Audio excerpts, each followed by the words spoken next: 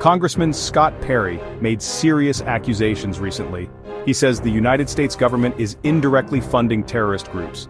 Perry claims this is happening through USAID, a government agency that gives aid to other countries. He says USAID is mismanaging money. This mismanagement, he alleges, ends up giving money to groups like ISIS, Al-Qaeda, and Boko Haram. These accusations have shocked many people. Perry, a Republican from Pennsylvania, revealed this information during a hearing. The hearing was about how the government spends money.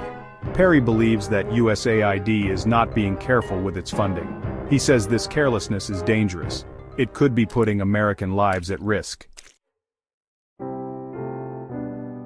The United States has a long history of getting involved in other countries' affairs.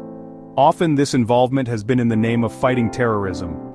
The United States has taken military action in countries like Iraq, Iran, Libya, Afghanistan, and Somalia. These actions were based on the idea that these countries were supporting terrorism. However, Perry's accusations bring up a difficult question. How can the United States justify fighting terrorism abroad if it is indirectly funding these groups? Some people believe this is hypocritical. They argue that the United States needs to examine its own actions. They say the United States can't claim to be fighting terrorism while potentially supporting it at the same time. Congressman Perry provided specific examples of USAID's alleged mismanagement. He pointed to $136 million given for schools in Pakistan.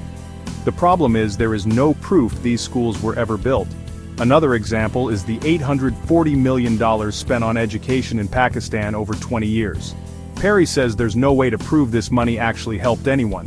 Perry also highlighted the $60 million given annually to a women's scholarship program in Afghanistan.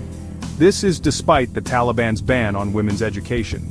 He questioned the $5 million given yearly to a program for young women leaders in Afghanistan. He wants to know who received this money and how it was used. Finally, Perry criticized the $20 million spent on educational television in Pakistan. He questioned the value of this program when many schools lack basic resources. Section 4, Nigeria demands justice. Nigeria is a country that has been hit hard by terrorism. They are particularly concerned by Perry's accusations. Nigeria has accused the U.S. of being involved in their own terrorism problems. They claim there is evidence of U.S. helicopters dropping weapons for terrorists in Nigeria. Nigeria is demanding justice. They want the U.S. to admit wrongdoing. They also want an apology and compensation for the damage caused. Additionally, Nigeria wants the U.S. to lift restrictions on their access to weapons. They believe these restrictions prevent them from effectively fighting terrorism in their own country. Section 5. A call for transparency and accountability. Congressman Perry's accusations have sparked outrage and calls for action. Many people are demanding a full investigation into USAID's activities. They want to know where the money is going and if it's being used properly. They believe there needs to be more transparency and accountability in how the U.S. government handles foreign aid. Experts in Nigeria agree that an investigation is needed. They believe these accusations confirm their suspicions about international organizations working with terrorists.